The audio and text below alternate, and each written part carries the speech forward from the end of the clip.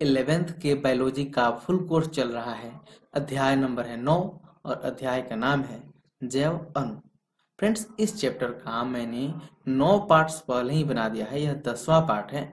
अगर आपने वो सभी पार्ट नहीं देखे हैं तो ऊपर आपको यहाँ पे आई बटन पे या फिर नीचे डिस्क्रिप्शन में लिंक मिल जाएगा, आप वहां से जा करके उन सभी वीडियोज को देख सकते हैं ताकि आपकी तैयारी अच्छी हो सके। फ्रेंड्स, यह NCERT का 11th का बायोलॉजी है जिसमें मैं लाइन बाय लाइन आपको NCERT का बायोलॉजी समझाता हूँ, इसलिए यह सभी तरह के एग्जाम के लिए लाभदायक है, चाहे आप किसी कम्पिटिटिव एग्जाम की तैयारी कर रहे हो या फिर बोर्ड एग्जाम्स की। चलिए बिना किसी देरी की आज के वीडियो को शुरू करता है। आज हमें पढ़ना है एंजाइम द्वारा उच्च दर से रासायनिक रूपांतरण कैसे होता है। जैसा कि मैंने आपको पिछले वीडियो में बताया था कि जो एंजाइम्स होते हैं वो क्या करते हैं, रासायनिक रूपांतरण को यानी रासायनिक अभिक्रिया की स्पीड को, दर को काफी तेज कर देते हैं। आखिर वो कैसे करते हैं ये सारा कुछ जानेंगे। चलिए इसे समझने के लिए एंजाइम के बारे में थोड़ा विस्तृत अध्ययन करना पड़ेगा। अब देखिए इसको भी जानेंगे हम लोग, लेकिन थोड़ा सा विस्तृत अध्ययन कर लेते हैं किसको, एंजाइम के बारे में। सक्रिय स्थल के बारे में हम पहले ही पढ़ चुके हैं। देखिए सक्रिय स्थल के बारे में मैंने आपको बताया था। सक्रिय स्थल क्या होता है, एंजाइम में एक ऐसा मान लीजिए कि कोई खांचा होता है, जैसे समझ लीजिए ऐसे कुछ खांचा होता है। इसमें क्या होता है कि आ करके जो अभिक्रिया करने वाले वो इसमें फंस जाते हैं, तो वही खांचा या दरार होता है। तो रासायनिक या उपापचयी रूपांतरण एक अभिक्रिया होती है। तो रासायनिक या उपापचयी रूपांतरण क्या होता है, एक अभिक्रिया होता है। जो रसायन उत्पाद में रूपांतरित होता है उसे क्रियाधार कहते हैं। समझिए, जो रसायन मतलब कोई सा भी रसायन हो, जो रसायन उत्पाद में रूपांतरित होता है उसे क्या कहते हैं, हम उसे क्रियाधार यानी सबस्ट्रेट कहते हैं। ठीक है। और मान लीजिए कोई रसायन है लेट से ए, और उसका रूपांतरण किस में हो गया, उसका रूपांतरण हो गया बी में, तो आप क्रियाधार किसको कहेंगे, तो इसको ए को कहिएगा कि क्रियाधार है। एंजाइम जो एक सक्रिय स्थल सहित एक त्रिविम संरचना की प्रोटीन है जो एक क्रियाधार को उत्पाद में बदलता है।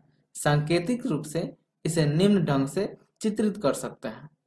तो देखिए एंजाइम क्या है, तो एंजाइम एक त्रिविम संरचना वाला प्रोटीन है जिसमें सक्रिय स्थल होते हैं। ठीक है। और इसी अभिक्रिया को आप ऐसे दिखा सकते हैं, जैसे देखिए ये क्रियाधार है, क्रियाधार यानी सबस्ट्रेट, इसे एस से दिखाएंगे। और ये क्रियाधार किस में बदल जाएगा, उत्पाद, उत्पाद यानी पी, जिसे हम लोग क्या कहेंगे, प्रोडक्ट। तो ये प्रोडक्ट में जाकर के बदल जाता है। चलिए आगे जानते हैं। क्रियाधार यानी एस, एस मतलब सबस्ट्रेट, एंजाइम के सक्रिय स्थल जो दरार या पुटिका के रूप में होता है से जुड़ जाता है। अब देखिए क्रियाधार क्या करता है, क्रियाधार क्या करता है, एंजाइम के सक्रिय स्थल के जो दरार होता है या फिर पुटका होता है उसमें जुड़ जाता है। जैसे मान लेते हैं ये कोई संरचना है, ऐसे जैसे मैंने अब तक वैसे ही बता दे रहा हूँ, हालांकि ऐसा नहीं होता है, ये मैं आपको समझने के लिए केवल बता रहा हूँ। तो क्या होता है, एंजाइम ये क्रियाधार क्या होता है, एंजाइम के सक्रिय स्थल से जुड़ जाता है। अब मान लीजिए एंजाइम का सक्रिय स्थल यही है, ये क्या है जी, तो ये सक्रिय स्थल है। अब यहाँ पे क्या होता है, क्रियाधार यानी सबस्ट्रेट जुड़ जाता है। अब मान लीजिए कोई सबस्ट्रेट है तो आकर के वो इसी में जुड़ जाएगा। अब जुड़ने से क्या हो जाएगा, इसमें इसको पूरा पकड़ बना लेगा, आराम से जुड़ जाता है। क्रियाधार सक्रिय स्थल की ओर चले जाते हैं। इस प्रकार आवश्यक एंजाइम क्रियाधार सम्मिश्र का अविकल्पीय निर्माण होता है, अविकल्पीय निर्माण होता है। अब देखिएगा यहाँ पे क्या हुआ, यहाँ पे ये एंजाइम था, इसमें क्रियाधार जुड़ गया, तो एंजाइम को हम लोग ई से दिखाते हैं और जो क्रियाधार था वो क्या था, एस था। तो इस तरह से एंजाइम और क्रियाधार मिलकर कौन सा संरचना बना लिए, ई एस, यही ये वाला ई एस बना लेते हैं, और जिसको हम लोग क्या कहते हैं, एंजाइम क्रियाधार। और ये काफी आवश्यक होता है। और किस तरह का ये निर्माण होता है, तो ये अविकल्पीय होता है, यानी ये कम समय के लिए होता है, ज्यादा समय के लिए नहीं है। ये नहीं है कि जन्म जन्म का साथ वाली बात नहीं है कि एक बार जुड़ गया तो बस जन्म जन्म से साथ रहेगा, हमेशा साथ रहेगा, ऐसा नहीं होता है। ये कुछ समय के लिए जुड़ता है। ई यानी एंजाइम को प्रदर्शित करता है, ई क्या करता है, एंजाइम को प्रदर्शित करता है। इस समूह का निर्माण एक अल्पकालिक घटना है, मैंने आपको बताया है कि क्या है, अल्पकालिक घटना है, कुछ ही समय के लिए बनता है। क्रियाधार एंजाइम के सक्रिय स्थल से जुड़ने की अवस्था में क्रियाधार की नई संरचना का निर्माण होता है। अब क्या होता है कि जो क्रियाधार है वो एंजाइम के सक्रिय स्थल से जुड़ने के लिए क्या होता है, क्रियाधार में नई संरचना का भी निर्माण हो जाता है। नई संरचना का निर्माण क्यों होगा? क्योंकि उसको किससे जुड़ना है? एंजाइम से जुड़ना है, जिससे संक्रमण अवस्था संरचना कहते हैं। ठीक है, तो यहां समझ लीजिए कि क्रियाधार द्वारा जो प्रोडक्ट बनना है वो तो बनेगा ही, इसके अलावा भी कुछ अन्य रचना बन जाती है, उसे हम लोग क्या कहते हैं? संक्रमण अवस्था कहते हैं। इसके बाद शीघ्र ही प्रत्याशित बंध के टूटने या बनने के उपरांत सक्रिय स्थल से उत्पाद अवमुक्त हो जाता है। अब देखिए, जो प्रत्याशित जो हम लोग बंध चाहते हैं वो बन जाए या फिर टूट जाए, उसके बाद हमें क्या होता है कि हमें उत्पाद चाहिए वो मिल जाता है। दूसरे शब्दों में क्रियाधार की संरचना उत्पाद की संरचना में रूपांतरित हो जाती है। इसी बात को हम लोग ऐसे भी कह सकते हैं कि जो क्रियाधार की संरचना थी वो एंजाइम की सहायता से किस में रूपांतरित हो गई? तो हमारे उत्पाद यानी प्रोडक्ट में रूपांतरित हो जाती है, यानी जो हम लोग उत्पाद चाहते हैं वो बन जाता है। रूपांतरण का यह पथ तथा कथित संक्रमण अवस्था के द्वारा होता है। तो रूपांतरण का पथ किसके द्वारा होता है? तो रूपांतरण का जो पथ होता है वास्तव में क्या होता है? संक्रमण अवस्था के द्वारा ही होता है। अस्थायी क्रियाधार व उत्पाद के बीच बहुत सारी रूपांतरित संरचनात्मक अवस्था हो सकती है। अब देखिए, जो क्रियाधार है और वहां से उत्पाद जो बन रहा है, इसके बीच में बहुत सारी रूपांतरित संरचनात्मक अवस्था हो सकती है, मतलब बहुत सारे छोटे छोटे बदलाव भी हो सकते हैं।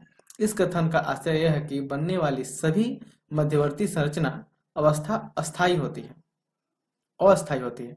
अब मैंने आपको बताया है कि जैसे एक क्रियाधार से प्रोडक्ट बनना है यानी उत्पाद बनना है, तो उसके बीच में बहुत सारी छोटी छोटी संरचनाएं भी बन जाती हैं, लेकिन वो सभी संरचनाएं जो बीच में बनती है वो क्या है? अस्थायी होती है।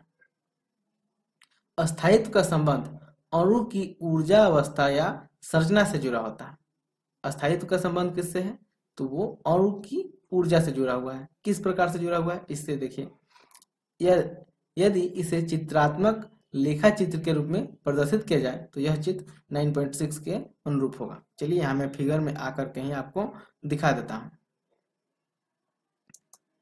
देखिए, यहाँ पे हम लोग इस फिगर पे आते हैं। यहाँ पे ध्यान दीजिएगा, देखिए ये विभव ऊर्जा है, यानी आप इधर ऊर्जा है, और यहाँ पे क्रियाधार है, और क्रियाधार से उत्पाद बनता है। ये देखिए, अगर एंजाइम नहीं हो, जैसे यहाँ पे है एंजाइम रहित, ठीक है, एंजाइम रहित ये संक्रियण ऊर्जा हो रही है। देखिए एंजाइम रहित है तो ये देखिए इसके लिए कितनी सारी ऊर्जा चाहिए। अगर एंजाइम रहित मतलब समझ लीजिए एंजाइम नहीं है। अगर एंजाइम नहीं है तो क्या होगा? ये देखिए ऊर्जा कितनी इसके लिए चाहिए, इतनी ज्यादा, मतलब यहाँ से यहाँ तक इसकी ऊर्जा चाहिए, तभी यह विक्रिया हो सकती है और तभी जाकर के उत्पाद बनता है। और देखिए उत्पाद बनने के बाद उसका ऊर्जा कितना कम हो गया है।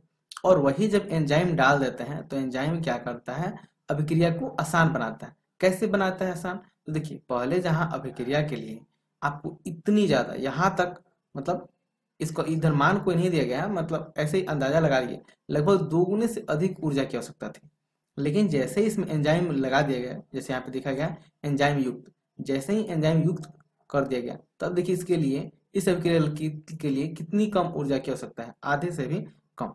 तो इसलिए एंजाइम क्या करते हैं? अभिक्रिया के दर को बढ़ा देते हैं, क्योंकि पहले जो ज्यादा ऊर्जा चाहिए थी ये अभिक्रिया के लिए, तो क्या होता है कि अब कम ऊर्जा में काम चल जाता है, और जब उत्पाद बन जाता है तो उसकी ऊर्जा काफी ज्यादा घट सकती है। यहीं पे आप देख लीजिए, यहाँ पे कितनी ऊर्जा थी इसके पास अभी शुरू में ही, अभिक्रिया से पहले ही बहुत ज्यादा ऊर्जा थी, लेकिन बाद में और कम ऊर्जा हो गई है। अब यहाँ पे आते हैं, वाई अक्ष अंतर्निहित ऊर्जा अंश को व्यक्त करता है, एक्स अक्ष संरचनात्मक रूपांतरण की या वह अवस्था जिसका निर्माण मध्यवर्ती संरचना होता है की प्रगति को व्यक्त करता है। ठीक है, तो ये तो मैंने बताया ही आपको। इधर 2 चीजें ध्यान देने योग्य है, क्रियाधार यानी जिसे हम लोग सबस्ट्रेट यानी एस कहते हैं, व उत्पाद यानी पी प्रोडक्ट के बीच ऊर्जा का स्तर में अंतर। हाँ, यहाँ पे देखिए ऊर्जा के स्तर में कितना अंतर है, यहाँ पे ऊर्जा ज्यादा थी, यहाँ पे कम है। यदि उत्पाद क्रियाधार के निचले स्तर का है तो अभिक्रिया बाह्य ऊष्मीय होती है। इस अवस्था में उत्पाद निर्माण हेतु ऊर्जा आपूर्ति गर्म करने की आवश्यकता नहीं होती है। ठीक है, तो इस अभिक्रिया के लिए क्या होता है, ऊर्जा की आवश्यकता नहीं होती है, क्योंकि यहीं से इसको ऊर्जा प्राप्त हो जाता है।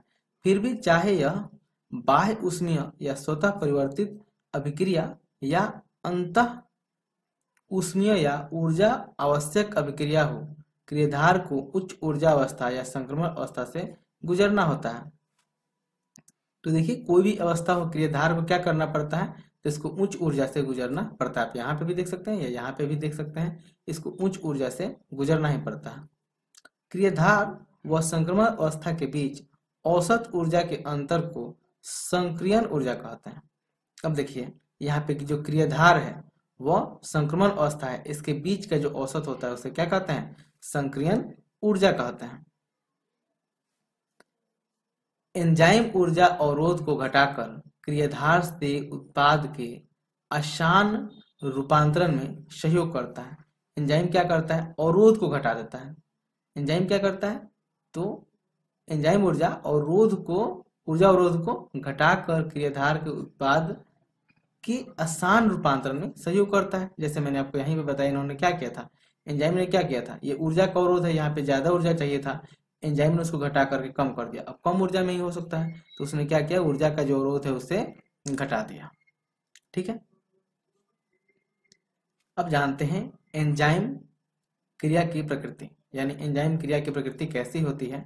तो जो मैंने बताया उसी को लाइन बाय लाइन समझते हैं।